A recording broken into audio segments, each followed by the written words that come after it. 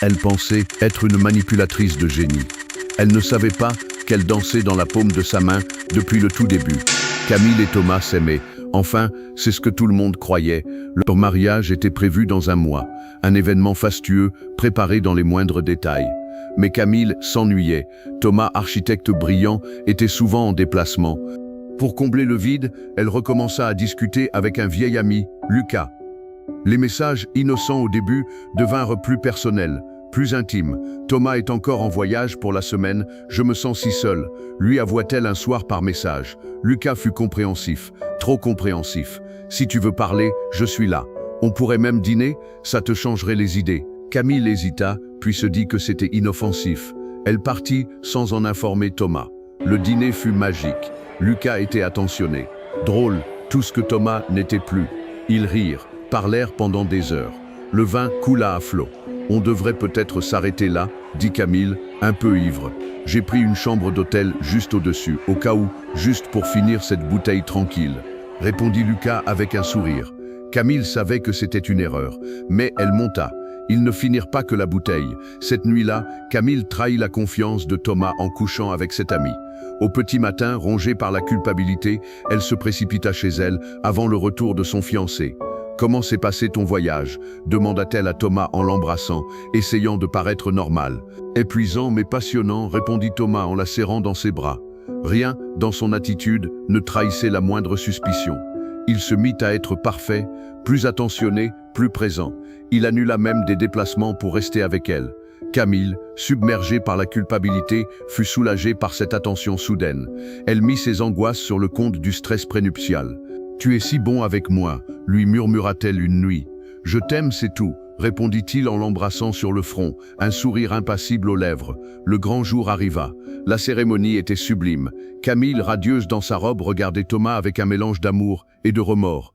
Il lui sourit, un sourire qui en disait long pour celui qui en connaîtrait le sens. Au moment des vœux, alors que le prêtre demanda si quelqu'un s'opposait à cette union, Thomas leva la main. Moi, un silence de mort s'abattit sur l'assemblée. Thomas se dirigea vers un projecteur puis lâcha. Je ne peux pas m'unir à quelqu'un dont le cœur est noir et diabolique, et pour preuve, il alluma le projecteur. Sur le mur blanc derrière l'autel, défilèrent des captures d'écran des conversations de Camille avec Lucas. Camille, il est en voyage, je suis seul. Lucas, cette nuit était folle, je n'arrive pas à l'oublier. Camille, je ne sais pas comment lui dire, notre mariage est dans 3 semaines. C'étaient les messages qui s'affichaient sur le projecteur. Les murmures choqués de l'assistance se transformèrent en stupéfaction. On entendait de toutes parts les huées de la foule, déçue de Camille.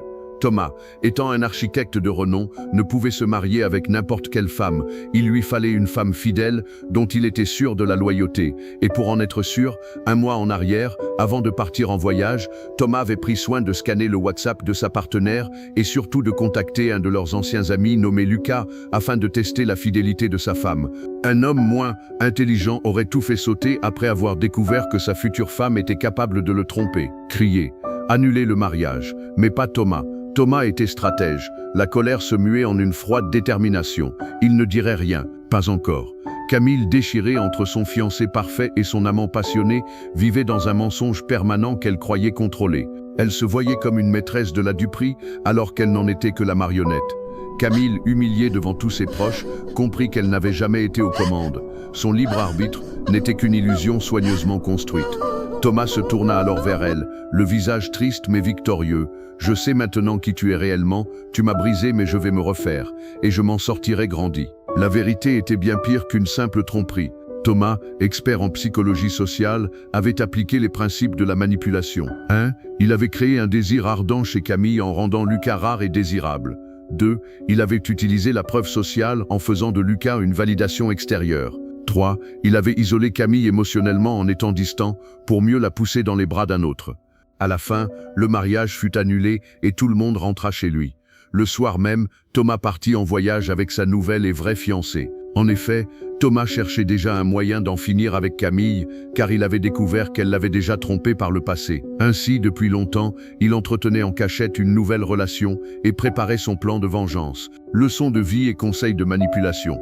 La plus grande manipulation n'est pas de forcer quelqu'un à faire ce que vous voulez, c'est de lui faire croire que c'était son idée depuis le début. Les maîtres en la matière utilisent des leviers psychologiques simples mais redoutables. 1. La rareté. rendez-vous ou ce que vous offrez désirable en le rendant moins disponible. 2. La preuve sociale. Utilisez l'opinion des autres ou faites croire à leur adhésion pour légitimer une action. 3. L'isolement. Affaiblissez les liens de votre cible avec son entourage pour devenir sa principale source de validation. La véritable puissance est de rester dans l'ombre, de tirer les ficelles sans que personne ne s'en aperçoive, en laissant les autres croire qu'ils agissent de leur propre chef. Méfiez-vous des apparences, parfois la personne que vous croyez manipuler est en train de vous mener exactement où elle le souhaite. Si cette histoire vous a captivé et fait réfléchir sur les mécanismes de l'influence, abonnez-vous et activez la cloche pour ne manquer aucune de nos prochaines vidéos.